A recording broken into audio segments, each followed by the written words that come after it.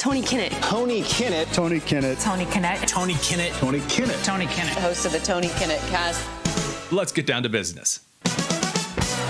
You're listening to the Tony Kinnett Cast on 93 WYPC. CYTV. Here on the Daily Signal. Welcome to the Tony Kinnett Cast here on the Daily Signal. It's good to be with you. There are so many wonderful things that we could talk about as we approach the new year. We have to talk about what's in the headlines, though. And at the top of the headlines is Biden just quiet quitting. He's just out here just hanging the close sign on the door early. It's closing time. Strike up the band of Semisonic. It's time for Biden to trottle on off to the sunset.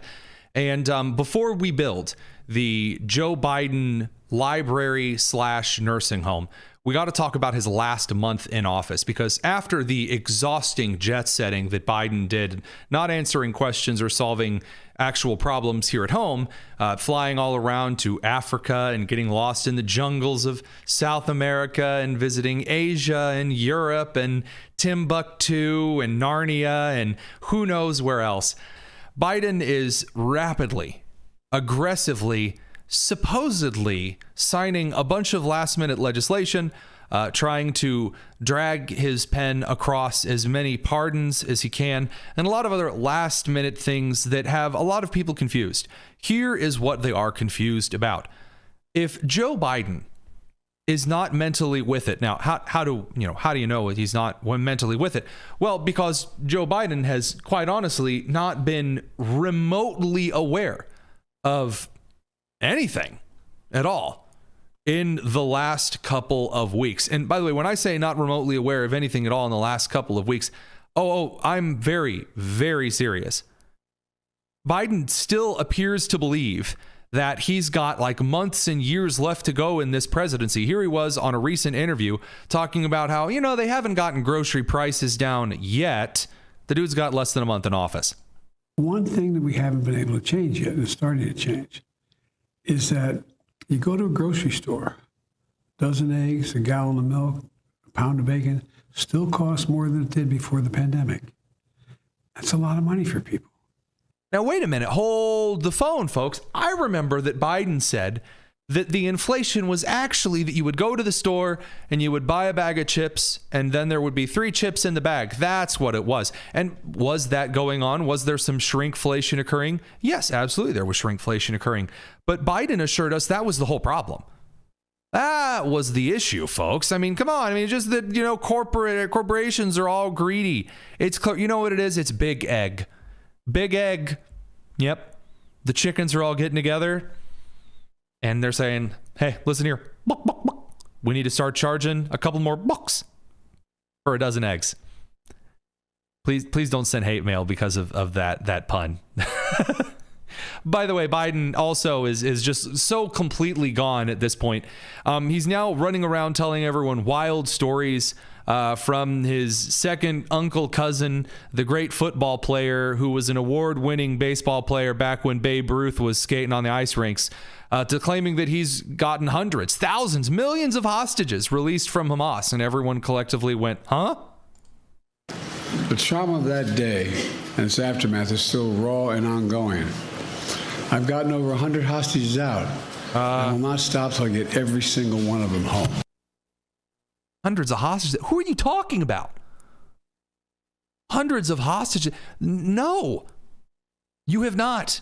Remotely whatsoever. By the way, for those of you who were curious, here's Biden claiming that his grandfather was like the super duper Heisman Rose Bowl extraordinaire. I have to admit to you, from holding my left hand, my grandfather Ambrose Finnegan was an All-American football player at Santa Clara. He was not. You say Joey. I'm the only Irishman ever met that's never had a drink in his life. Anyway. By the way, just for those of you out there who get involved in politics in the more professional setting, be careful what your timing is for the fake clapter, because if you try to get a clap going and no one starts clapping with you, it's worse. It is Jeb Bush all over again. So Biden's not there, which brings an interesting question to pass. And I think that it really demands being asked on the national stage. So if Biden is not mentally competent right now, and he's not, he is completely mentally checked out. His dementia is in a very, very serious state, so much so that now even the left-wing outlets are very openly admitting that they covered it up. Biden hasn't had an in-person cabinet meeting in years. It's terrible. So why are Biden's pardons and bills that he is signing right now, why are those allowed to go forward? If Biden is not in there, right? If you pull back the green curtain of the Wizard of Oz and there's nobody there, just, a monkey slapping the cymbals together and licking Rocky Road ice cream, then why do the pardons that Biden is putting forward hold water? Seriously. This goes back to actually an ancient legal argument called the insane emperor. If the insane emperor walked into a room, he's clearly distraught, he's not in his right mental state, dude's nude, and he demands that everyone for the rest of time shove grapes into their ears, does everyone do it? Is that a legal requirement? And the answer is no, he's insane, doesn't count. So what about Biden in this particular instance? Do these pardons stick? Because he's pardoning child sex offenders, and he's pardoning guys that have killed a lot of people, and he's pardoning spies and all kinds of stuff, commuting sentences of very, very evil people. Do those just count? Do these preemptive weird pardons to Hunter? Who's putting the pardon in front of them? Because my guess is that you actually don't have Joe Biden, who's pouring through all of the cases that are sent to the office of the president and going, oh yeah, he needs a pardon, and oh yeah, I remember him from college days. I doubt it. So who's actually putting the bill in front of him? Who's actually putting the pardon in front of him that he's expected to sign? And should that be allowed going forward? This is where the merit for age limits in federal power hold merit.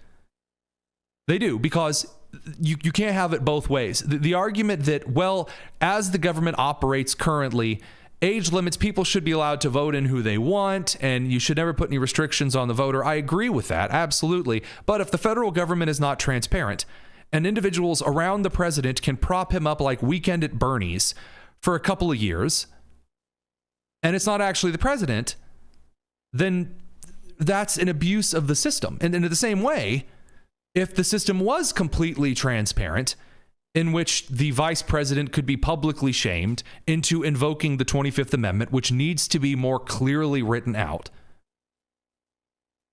then what are we doing? Where are we at? Because we have congressmen, both Republicans and Democrats, who are in and out of nursing homes, dementia wards. Mitch McConnell's fallen all over the place.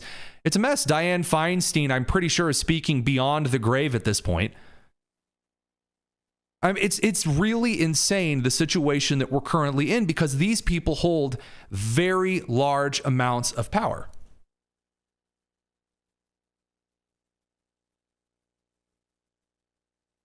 And if you don't start to consider where that eventually leads, which could be a manic episode from the dementia-ridden president of the United States in his last couple of days in office, you're flirting with some really serious stuff that constitutionally there are not at present barriers against, other than the vice president and the cabinet signatures on the 25th Amendment.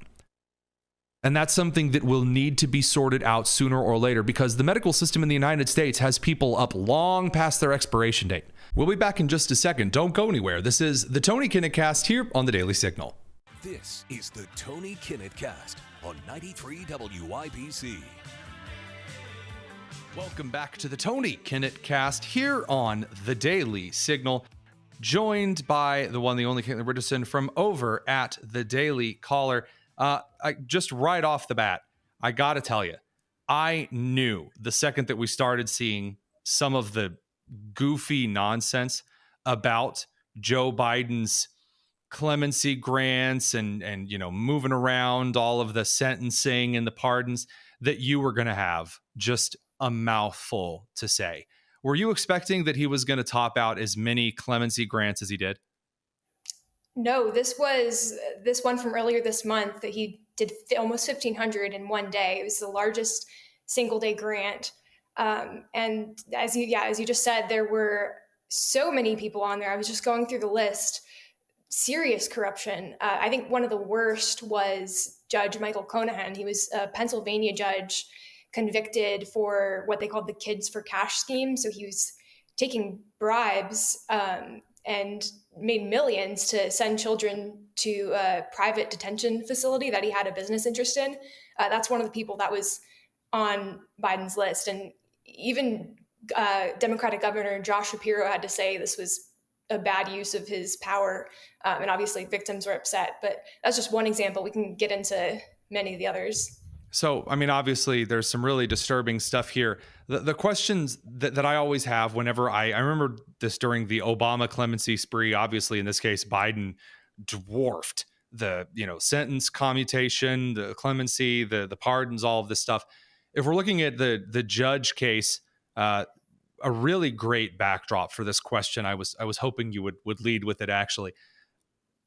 Tell me, Caitlin, was there any kind of a reason, any kind of a rationale on like a per case basis as to why Biden felt it was necessary to kind of give this guy a kind of a free pass in this situation? I mean, what he publicly said was that these were people who would have been sentenced differently under today's guidelines, and they were already on home confinement after COVID. But you're just looking through the list, there's so many crimes that are just massive. They were serving long sentences, this judge being one of them. And there's really, as a lot of the victims were saying, and Governor Josh Shapiro said, it's hard to see a justification for that.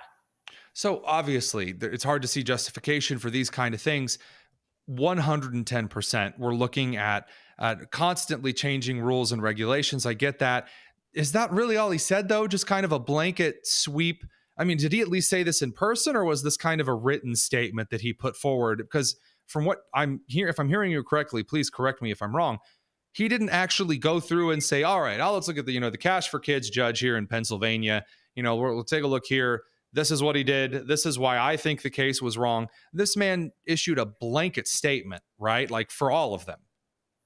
Did he write it? Did he say it? What did he do?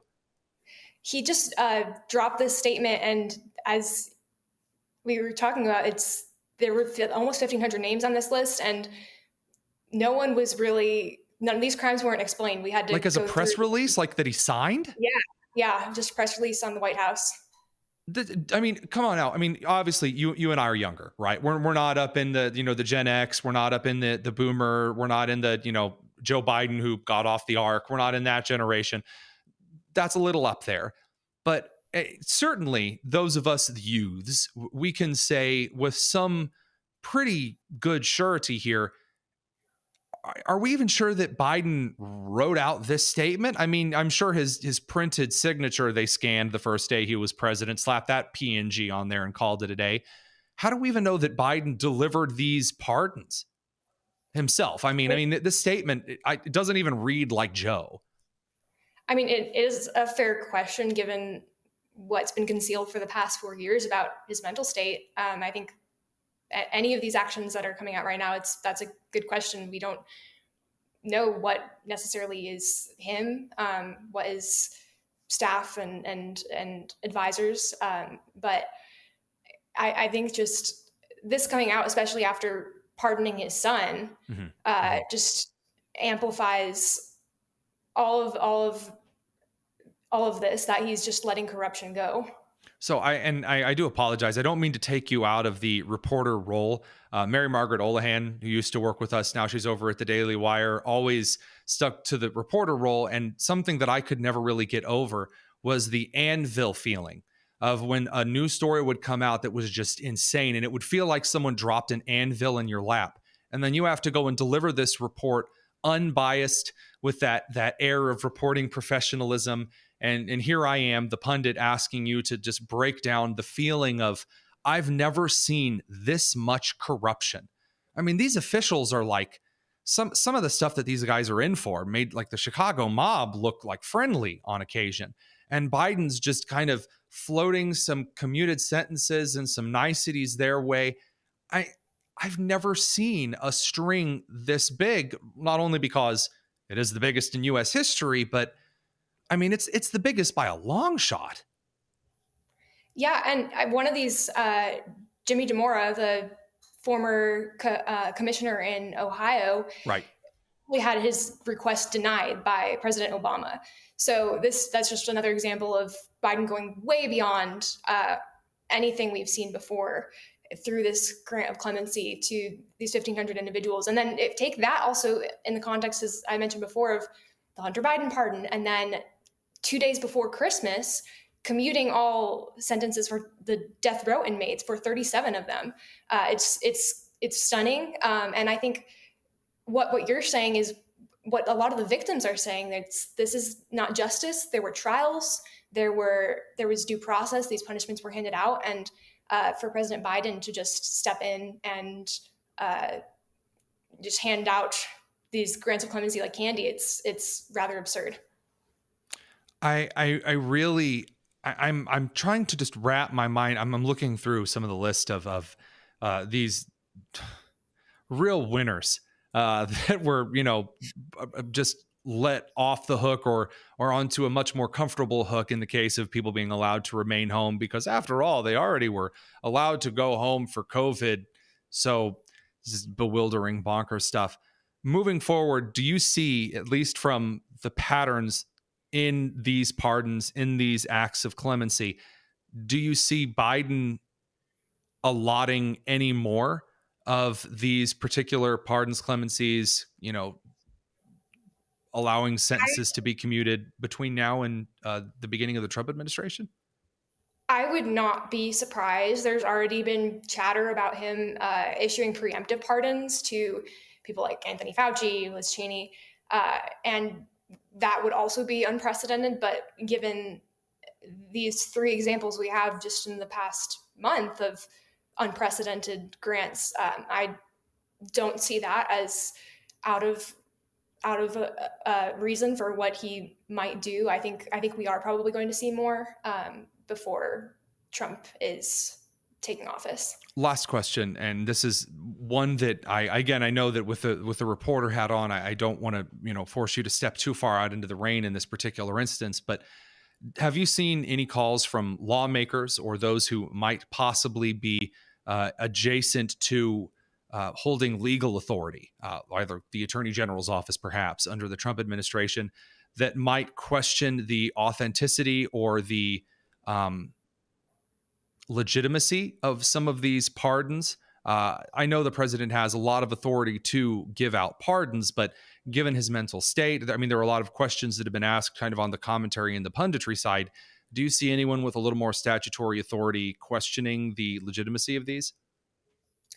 As for people in the position to do this, I am not sure, but I know that there has been many people raising the valid concerns that you just raised, that he might not know what he's doing, and two, this is just so unprecedented. Would these hold up in court if they were challenged? I think we're going to have to wait and see if those challenges come out. But it would definitely be interesting to see how that plays out, given everything we've seen so far.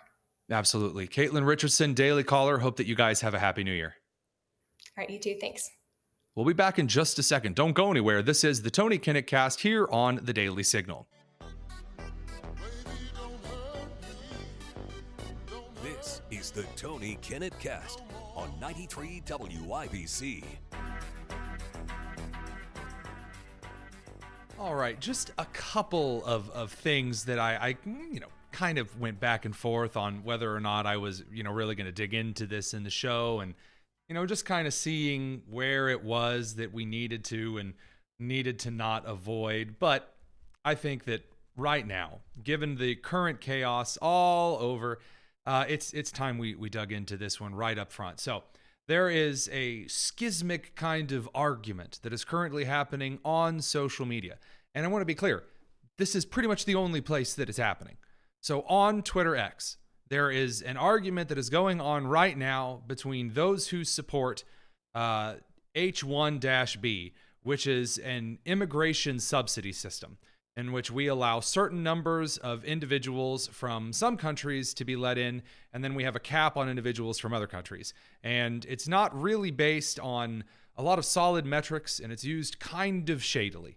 On the other side, you have individuals who are very against that system and basically consider it a necessity of immigration reform. It boils down to Vivek Ramaswamy and Elon Musk, who are very in favor of a system like H-1-B. I say a system like H-1-B because Vivek Ramaswamy says he has some qualms with it, but it's a conversation about culture, about learning, and it is a great reminder of a couple of things.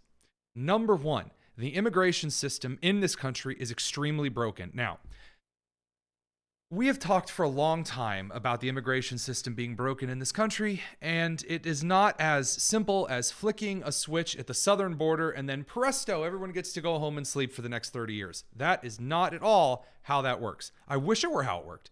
I really do wish that you could just flip a switch, you could erect a 30-foot wall at the southern border, and then we never, ever had to worry about immigration policy again. But that's not how it works. That's not how it works, because there is actually a series of systems in this country that are built on immigration policy. It's called the entire U.S. economy. The entire U.S. economy is, in fact, directly related to immigration, and not just the immigration of people, but the immigration, the emigration, the import, and the exports of also goods and services. Some of them on a temporary basis, some of them on a permanent basis. And so, therefore, more specific policy is required.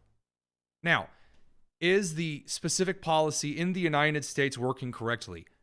Nope, it's a mess because it was cobbled together by 4 different kinds of people. Congressmen who are extremely lazy, by federal agencies who are trying to be Mr. Do-Gooder, by corporate lobbyists, and then by, and this is just bewildering to me, by groups like the State Department, who are a different kind of bureaucrat.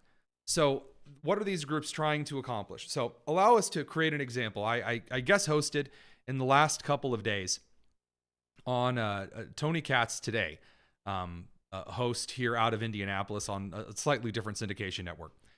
And I got to watch this massive debate on Twitter X unfold in real time as individuals took sides and then started taking everyone's contextual quotes out of context and then started accusing one side, this side hates Indian people. Honest to God, seriously, that's one of the arguments, is if you're against H-1-B, it's because you hate Indian people. And it's all racism. And then the other side has now resorted to suggesting that, well, actually the neocon corporate lobbyist Republicans are trying to maintain their dominance now that Trump is in office. And it was all a big scheme to take over the Republican Party from the inside. Touch grass. Touch grass. Go outside if you have been engaged in this argument to the point where you have spent your entire Christmas holiday season losing your mind over something that is pretty much exclusive to Twitter at the moment, or to X. Go touch grass. The Republican Party is not splitting in two because Republicans and their various shapes and sizes in this currently Big Tent party currently disagree on where the immigration system needs ironed out first. Now, there are a couple of things to note. The gaslighting is absolutely immense right now. H-1-B is not just a visa program for the greatest engineers in history and Einsteins galore who are going to come in and take all of these brilliant computer science, super high skills jobs that Americans refuse to take. That is a lie. H-1-B, according to federal data you can look up right now, is currently being used to staff positions like accounting positions and intern positions that are not being marketed to Americans and are instead being held for cheap labor exported out of poor countries and then imported to the United States. Some of those places include India. There are some of the top 1% in engineering people from India coming to the United States, and then there are individuals who are taking American jobs coming to the United States. Now, why do I say taking American jobs? Hang on, before you get your pitchforks, allow me to explain. Right now, to get a job in the United States, it is hell. It is hell to get a job in the United States right now if you are outside of the service industry or you are outside of the blue-collar trades industry. And the reason the blue-collar trades industry doesn't deal with this crap is because it is still run by a group of dudes who despise what corporate America is and how obsessed it is with the HR process. The current corporate practice in the United States to apply for an entry-level job is you need 14 different degrees, 15 years of experience, it's an entry-level position, to make $20,000 a year. You also need 16 different cover letters, proof that you participated in extracurricular activities. It's easier to get into an Ivy League school right now than it is to get into the white-collar corporate sector.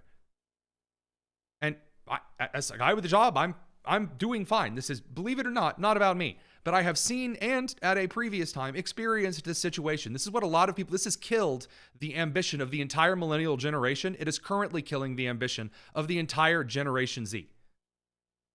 Not to mention I Alpha behind them. So why do I bring all of this up in regard to this conversation?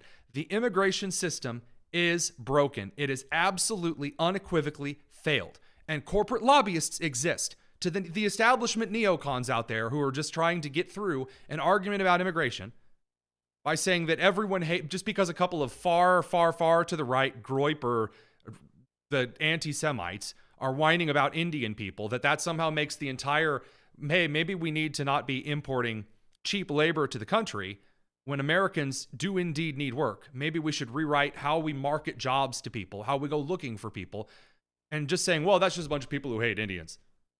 No, that's not true. Corporate lobbyists have been screwing this system up for years. I've talked to them.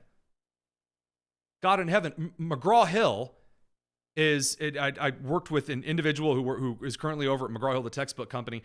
We had a long conversation just last week about Pearson and their structure of lobbying and attempted bribery all over the country in the education sphere to make policy a certain way. Lobbying is a problem. To the populist crew over yon, the entire system of the immigration system is not maliciously set up. We like to think that it is, because when a system is broken, when a system is an absolute mess, it is very easy to claim right here, right now, that, well, it must be done because they hate Americans and they hate white people and they hate men and they just like list all these people they hate. That's not true. I know that it's very easy to argue a point if you just say, oh, this person, clearly what they do, they're importing Indian people because they hate white people. No, not the case. Cheap labor is cheap. Absolutely cheap. It is cheaper to hire someone off of Fiverr.com to write an article than it is to pay someone to write an article, just picking a random white-collar job situation out of the clear blue. It is cheaper to hire someone off of Fiverr to do my taxes than it is for me to go through the agonizing, annoying pain of walking to the accountant's office and be charged an arm and a leg by an American to file and do my taxes. So that is a truthism. And the other half of it is genuine incompetence and greed. Incompetence and greed are not malice. Greed is self-focused. I want to have more of this. Incompetence is there are stupid people. How do I know that there are really stupid people? Have you seen Alejandro Mayorkas speak? Have you seen the man speak? The dude is a bag of peanut butter crackers that have been left out in the sun too long. There ain't nothing good going on there. It's not malice. The dude's stupid. And so I've been watching. And by the way, for those of you who are hearing about this for the first time, that is yet more proof that this has been an argument over the Christmas holiday into New Year's that has entirely been happening online. Don't get me wrong. I am one of the biggest advocates for individuals getting on X and sorting through independent journalism and looking at reports and seeing things as they break live and arguing about policy ideas in real time. But when it comes to this nonsensical, everyone is evil because this person suggests that H1-B is good. No, this person thinks it should just be an immigration system for the top 1% engineers and innovators, which, by the way, has its own visa system called O-1, I think, either O-1 or O-I. And it is a blisteringly insane thing to watch right now. Elon Musk is out there claiming that the individuals who are against things like H-1B need to be rooted out of the Republican Party. And the dude joined the Republican Party like 15 minutes ago. And then there are people on the populist side of the aisle that are saying Elon Musk needs to be cut out of the Republican Party. Did you guys not just see the whole big tent thing that like just occurred? Yeah, we're going to argue policy back and forth. Immediately jumping to, this person is not a true conservative. You're not a true Republican. You're not a true Scotsman. It's nonsensical. There are things to do at the moment. So as a quick little prescription here at the moment, I would recommend a couple of things. Number one, go outside, touch grass. Absolutely. There have been a couple of times over this Christmas holiday, for example, again, that I was doing a little bit of research to guest host on shows. And I just put the phone down because it was just a bit too much. The nonsense, the chicanery, the shenanigans, the tomfoolery was just astronomical. The news cycle slows down, so everyone immediately jumps to Mach 10. And number two, come back to the table. It is absolutely excellent to have a conversation about what the immigration system needs to look like. It is a massive bowl of spaghetti. It's going to take a couple years to really dig through the mess that it's become. It's a federal bureaucracy. We made it ourselves through layers of apathy and greed and incompetence. We're going to have to dig through that. Excommunicating everyone in the process is probably not the best idea. We'll be back in just a second to laugh at Fani Willis because it's good that amid these divisive times, there's a district attorney down in Georgia who's an absolute embarrassment. Thanks. This is the Tony Kinnett Cast here on the Daily Signal. The Tony Kinnett Cast on 93 WIPC. Even more fallout in the hey, what went wrong category from 2024 for the Democrats, coming in the form of, you guessed it, the Trump prosecutions. Welcome back to the Tony Kinnett Cast. I'm Tony Kinnett, and things are just not looking good for Fani Willis down in Fulton County, Georgia. We'll get to that in a second. First, we've got to talk about this bizarre strategy the left had at going all out on prosecutions in the first place. You didn't just have a situation in which there might have been something that Trump could have done, like let's say a classified documents case, in which there's a fair case to be made that Trump might have broken the law. I mean, sure, this opens up the gate for like every president and vice president to be charged with breaking law regarding classified documents laws. But hey, maybe Trump broke the law in this case, and we're just going to leave it at that. And you know what? If he gets convicted, if it's a good case, all right, then he's done it. If not, well, then there you go. Justice has been served. They didn't do that. Instead, there were like 10 Trump conviction, like 10 Trump, indictments right off the bat. Oh, Trump's guilty of this and he's guilty of this. And then you had Georgia step up to the plate, and you had District Attorney Fani Willis, who's like, I'm going to get Trump. I know that they say they're going to get him over in New York, but I'm going to get him right here. And everyone's like, yeah, she's the girl for the job. She's totally going to do it.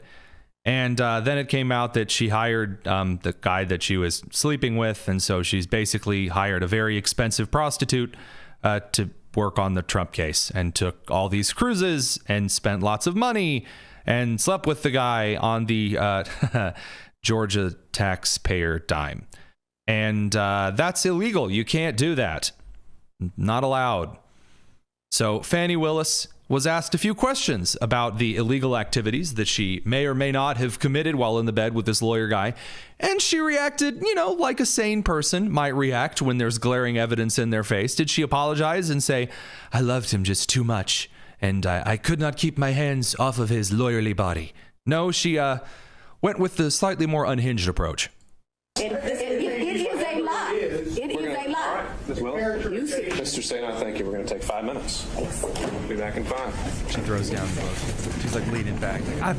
They're coming after me because I'm a strong, independent, insert whatever you want woman. I'm strong and amazing. How dare they show me that I clearly banged this guy for money and then hired and then kind of, ruined my credibility and also the credibility of Fulton County, which at any given time kind of hangs by a thread as it is, because it's Fulton County and Atlanta is not exactly known as the place with the staunchest principles in Georgia. And it's even better when you remember that Fani Willis actually ran for office on I'm not going to take money and I'm not going to sleep with people. because they deserve a DA that won't have sex with his employees, because they deserve a DA that won't put money in their own pocket when it should go to benefit children, because we deserve better.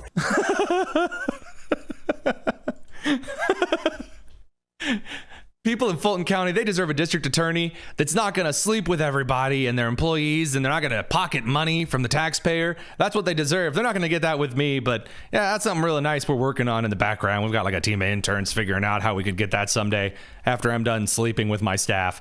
So why do I bring this beautiful bit of news up today? Well, because not only was the Fani Willis team completely and unilaterally dismissed from the Trump indictment investigation down there. As of 53 minutes ago, a Georgia judge has ruled that Fani Willis must now testify under oath before the Georgia State Senate to address the allegations of misconduct in the Trump RICO case, which is absolutely beautiful.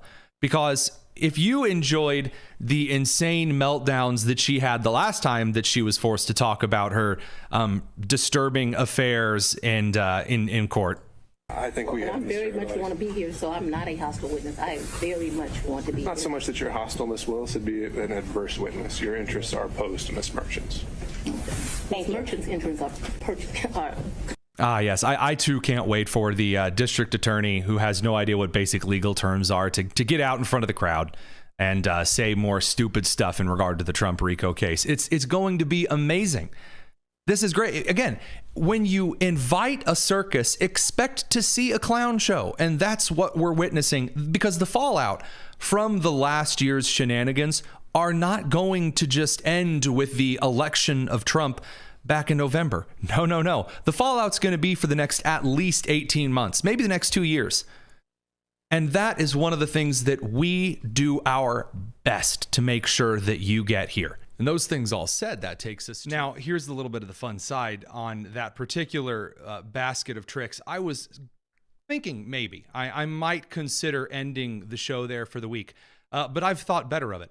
And so we're going to do just a little bit of bonus time here. I've been told that this should be called Bonus Tonus because the X handle I use is the Tonus, but I just don't know if I can get behind such nonsense. We have a little bit more to discuss about the Biden pardon situation and why it matters. So we're going to hop away for a short radio break so that the radio commercials can go ahead and hop off of the clock on the live stream over on YouTube at Daily Signal and also over on X at Daily Signal. We're going to continue this conversation for just a little bit longer. Don't miss it.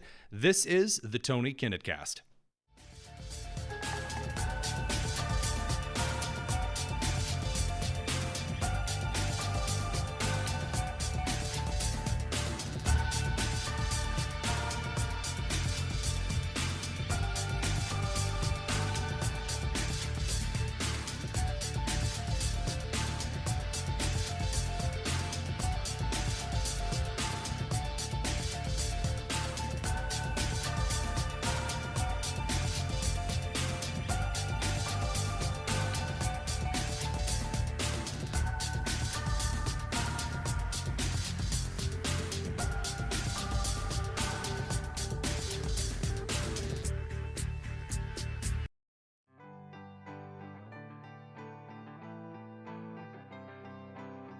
It's the Tony Kinnett Cast on 93 WIPC. All right. Now, there have been a few comments as far as the reasons that Biden's pardon might not, in fact, be legal. Allow me to explain what on earth it means when we suggest that Biden's pardons in the last couple of weeks. By the way, I'm not even talking about Hunter Biden. In this particular instance, as far as pardoning him from the federal crimes that he was convicted of. That's not what's on the table here. What I am talking about initially is that President Biden is dead. He is not mentally present. There is a lot of evidence from inside the White House and outside the White House.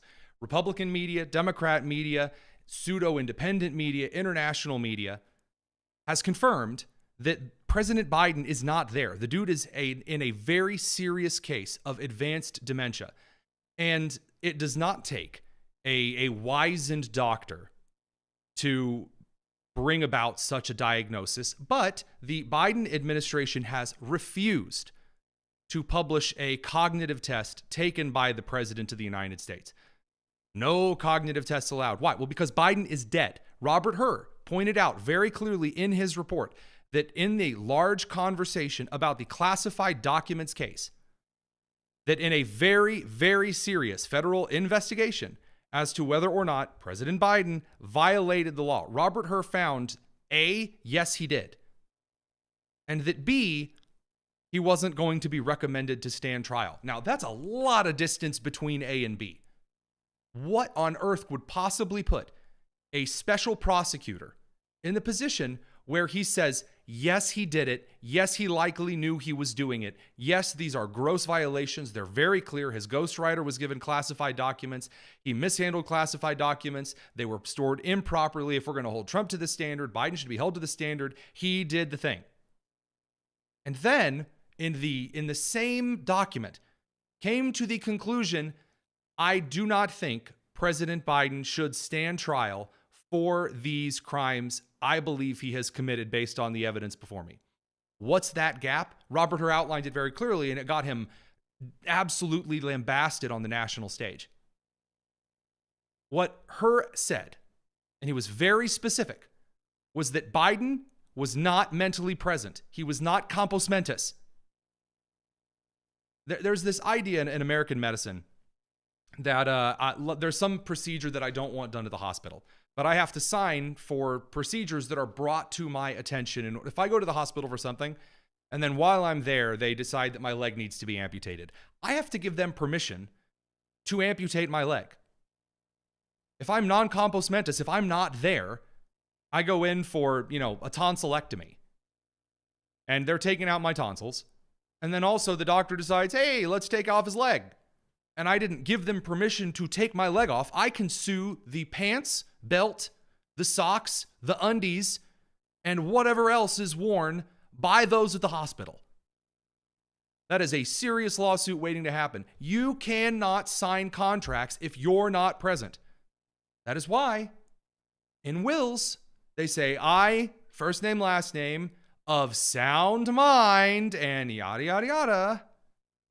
If you are not mentally there, if you are not mentally present, you can't sign legally binding stuff. That is a very easy out. Now, here's the fun part. The 25th Amendment of the United States was not meant in the context of dementia. That's a separate argument. This is why I've argued for a very long time. The 25th Amendment needs to be a whole lot more specific. It needs to be a whole lot more specific because guess what? Back at the time the 25th Amendment was written, we didn't have 80-year-old, 85-year-old, 90-year-old corpses occupying the Oval Office who were slipping off the edge of roller coaster rails.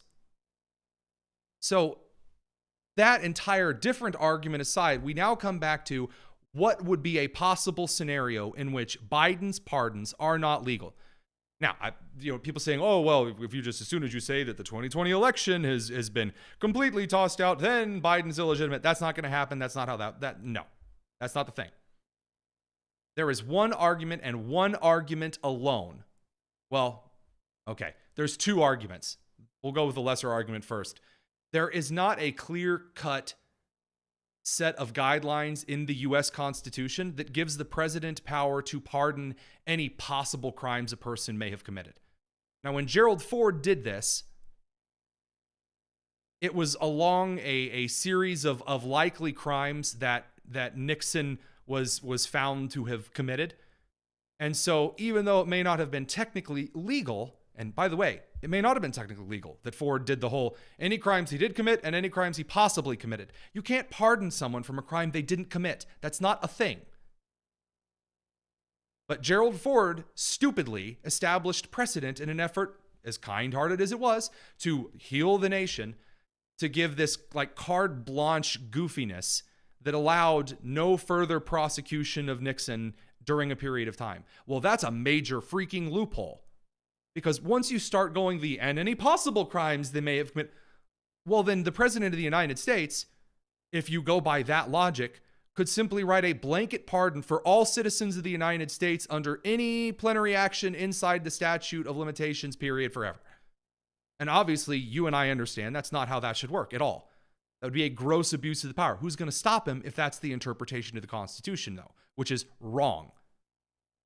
So, therefore, the smaller argument of why Biden's pardons might not be legal in the case of Hunter or any preemptive pardons, you cannot pardon someone for a crime they haven't committed.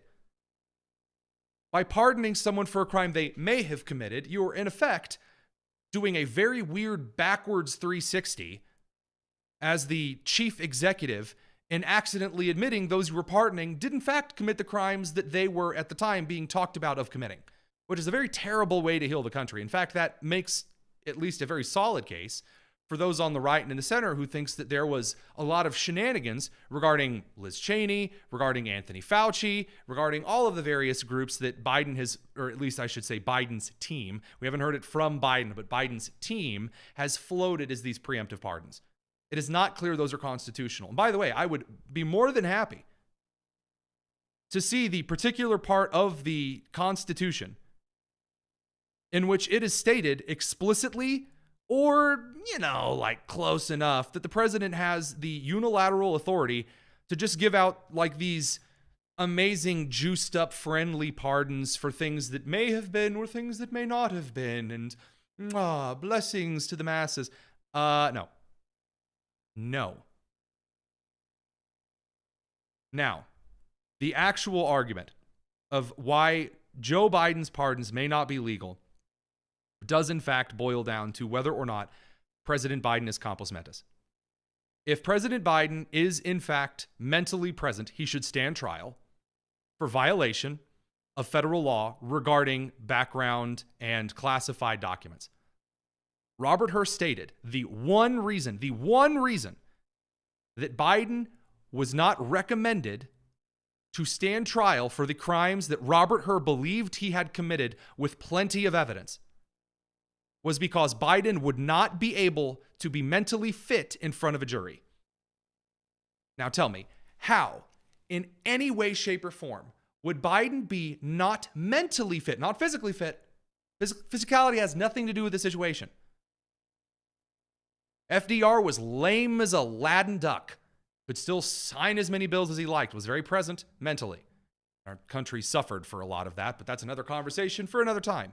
As to Biden's situation, mentally fit, if Biden is mentally unfit, he is not mentally capable of standing in front of a grand jury for the crimes that he would have been indicted, then how is he able to pardon someone else's crimes? How is Biden able to participate in one part of the justice system, but he is mentally unfit to participate in the other part of the justice system? President Biden's job is to uphold and defend the Constitution of the United States of America. That means participating in the justice system outlined by the Constitution of the United States of America.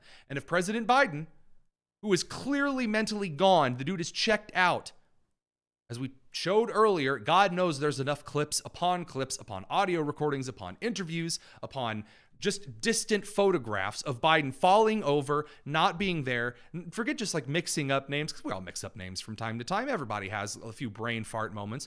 But this man has no idea where he is, what he's doing. That is a man that is he is non-compos mentis. He ain't there. This isn't even the lights are on and nobody's home. If you've seen pictures of this dude lately, there's just nobody's home. I've seen livelier wax figurines. How is he able to issue pardons? Now, this brings up another action. Well, if his team sets the documents in front of him, which you know they did, you know Biden didn't go through all of those. That's why I asked Caitlin Richardson of the Daily Caller that question. I was very precise. Did Biden go through the documents?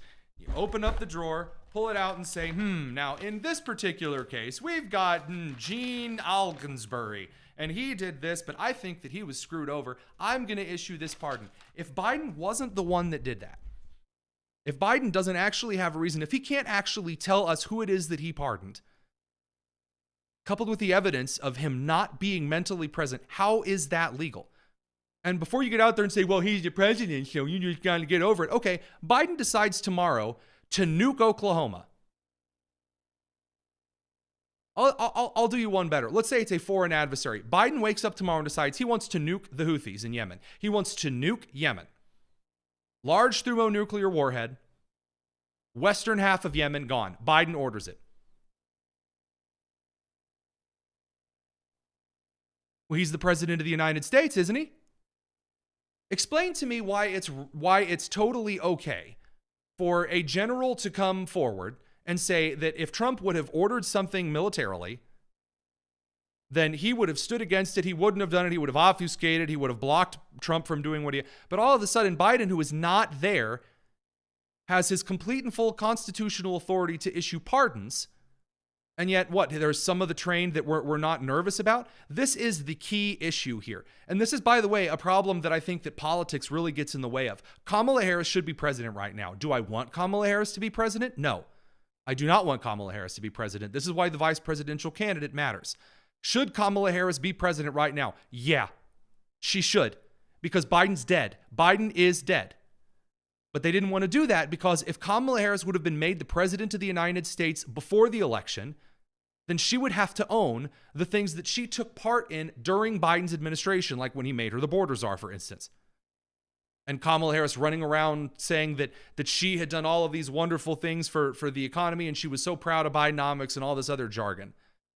If they make Kamala Harris the president after the election, then she's just the token. Not my word, by the way. Those would be words by Democratic operatives, both inside the Democratic National Convention as well as on left-leaning media. So, given what is not just a suggestion, an obvious truth, they cannot make Kamala Harris the president because of politics they've backed themselves into. They're stuck with a person who is dead. Biden is not alive. He's not present. He's not running his own Twitter account. He's not signing his own statements. He's being shuffled away off to random resorts. He's not governing the country. All of his countries are, in this case, the various kingdoms he is over in regard to the cabinet secretaries he's named. Those are kings running their own kingdoms. Now, that was something I said like 2 years ago. And then it ended up being true. The Biden administration had not held a cabinet meeting for years on end. They were just doing whatever it was that they wanted. They're currently doing that right now. They don't have the plenary authority or the moral authority to grant pardons. Why does Biden have the authority to grant pardons? You cannot pick and choose pieces of the Constitution with which you are willing to govern. It does not work like that. The entire Supreme Court of the United States was set up for the express purpose of making sure the Constitution applied equally to every man, woman, and child.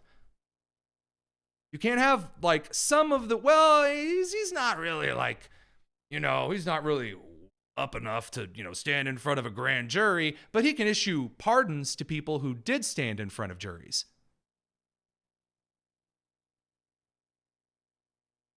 That is why those may not be legal. Now, that's underlined, that is overtly stated, that is drawn in chalk and permanent marker on top of it.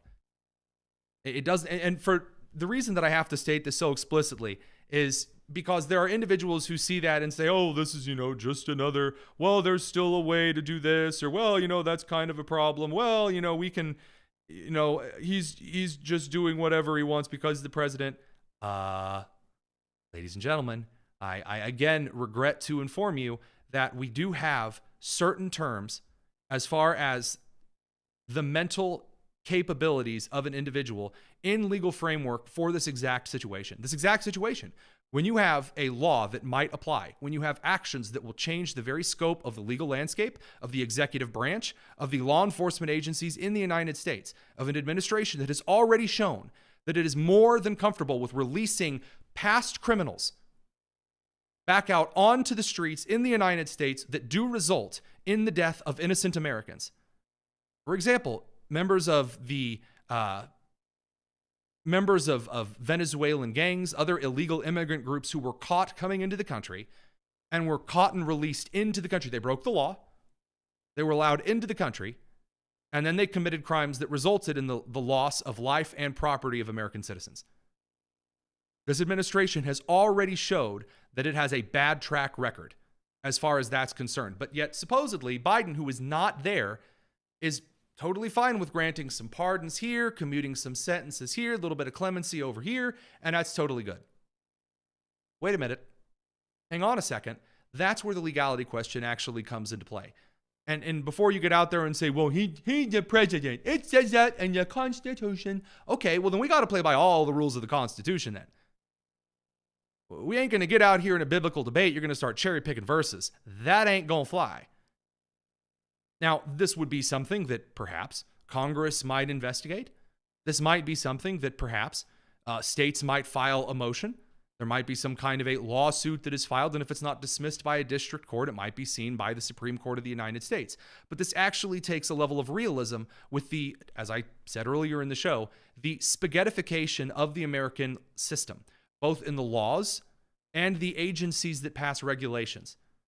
If you don't actually know the difference between constitutional law and then federal law passed by Congress, and then regulations passed by the federal agencies, and the mess that we've created for ourselves over the last decade, then there really isn't a way to get out of this than the endless unkind letters sent by Representative Who Cares from the middle of state you've never been to, arguing that they really don't like what they're seeing in the federal government. Okay, great.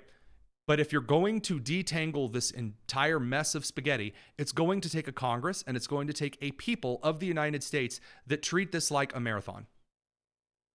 We'll see you soon on Monday. This is the Tony Kinnett Cast here on The Daily Signal. Take care.